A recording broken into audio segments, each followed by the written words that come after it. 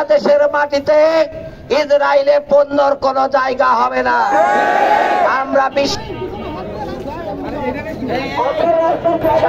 যেখানে দিয়েছেন এদের বাইরে কেউ আমরা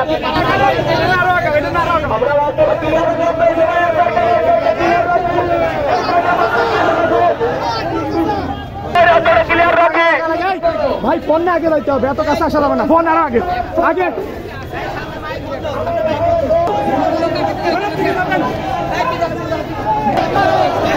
মুসলমান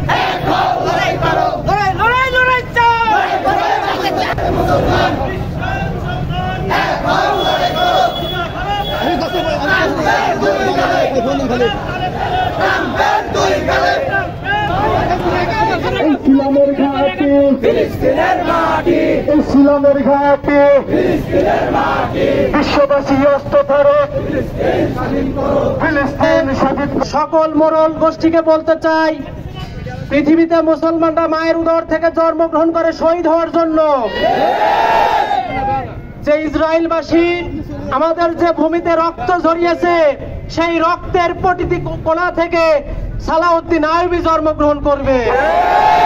আর এই সালাউদ্দিন আইয়ুবীরাই আগামীতে ইসরায়েলকে চূর্ণ বিচূর্ণ করে দেবে ইনশাআল্লাহ।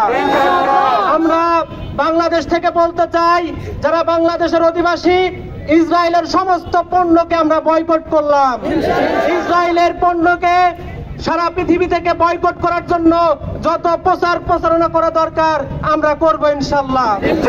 সেই সাথে সংগ্রামী জনতা, আজ সারা বিশ্বের মুসলমানদের হৃদয়ে রক্তক্ষরণ হচ্ছে, কারণ ফিলিস্তিনে আমাদের মুসলমান ভাইদেরকে নির্মম নিষ্ঠুর ভাবে তাদেরকে নির্বিচারে গুলি করে হত্যা করা হচ্ছে। আমরা মুসলমানরা এই অবস্থায় বসে থাকতে পারি না, আমাদেরকে বসে থাকার সময় নাই। আমি বিশ্বের সকল মুসলমানদেরকে বলতে চাই, জিহাদ কয়েক রকম আছে।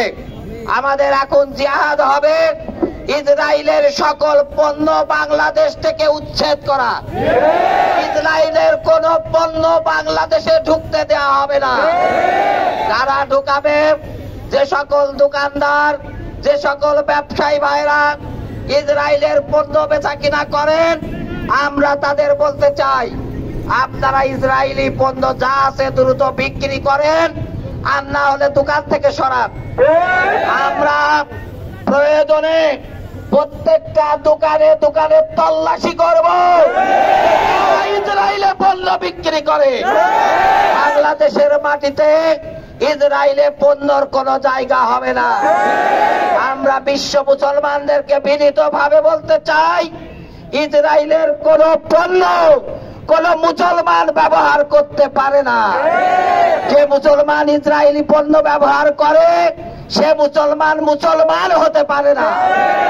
আমরা কষ্টের সাথে লক্ষ্য করছি, বিশ্বের কিছু মুসলিম রাষ্ট্র ওই ইসরায়েলের সাথে বাণিজ্য চুক্তি করে।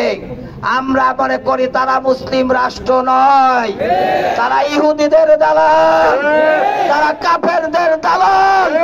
ওই রাষ্ট্রগুলোর সাথে কোন মুসলমানের সম্পর্ক থাকতে পারে না। এজন্য প্রিয় দেশবাসী, আপনাদেরকে বলতে চাই, আমরা কোন মুসলমানের ঘরে ইসরায়েলি পণ্য দেখতে চাই না। আপনারা রাজি আছেন তো ইনশাআল্লাহ? আমরা ইসরায়েলি পণ্য আজকে থেকে বর্জন করব। সেই সাথে আজকে আমরা যেমন সকল দল, এখানে দলের নেতারা এসেছে, আগামীর মিছিল হবে বাংলাদেশের সকল দল ও মত নির্বিশেষে সমস্ত জনতাকে নিয়ে আমরা ইসরায়েলি গ্রেপ্তার ঘেরাও করব, দূতাবাস ঘেরাও করব। যদি না বাংলাদেশে ইসরায়েলি দূতাবাস থাকতে পারে না, কোন মুসলিম রাষ্ট্রে ইসরায়েলের সাথে কোন সম্পর্ক থাকতে পারে না। এজন্য মুসলমানদেরকে ইসরায়েলকে বয়কট করতে হবে। সেই সাথে আমি সবাইকে আহ্বান জানাতে চাই, মুসলমানের ঐক্যের কেন্দ্রবিন্দু হচ্ছে আল কোরআন। আমরা সারা বিশ্বের মুসলমানকে বলতে চাই, আসেন আমরা কোরআনকে আঁকড়ে ধরে একটা ঐক্যের কেন্দ্রবিন্দুতে আমরা সামিল হই। যে ঐক্যের যে ঐক্যের স্রোতে ইহুদি খ্রিস্টানেরা বিশ্বের মুখ থেকে ভেসে যাবে। পৃথিবীর বুকে ইসরায়েল নামক কোন রাষ্ট্র কখনোই ছিল না, ইসরায়েল নামক রাষ্ট্র কখনোই থাকতে পারে না, ইসরায়েল নামক রাষ্ট্র থাকবে না, ঘুরাইয়ে দেওয়া হবে ইনশাআল্লাহ। এজন্য মুসলমানদের ঐক্যের প্রয়োজন। আগামীতে যখন ডাক দেওয়া হবে আপনারা সকল কাজ ফেলে রেখে রাস্তায় আসতে রাজি আছেন তো ইনশাআল্লাহ?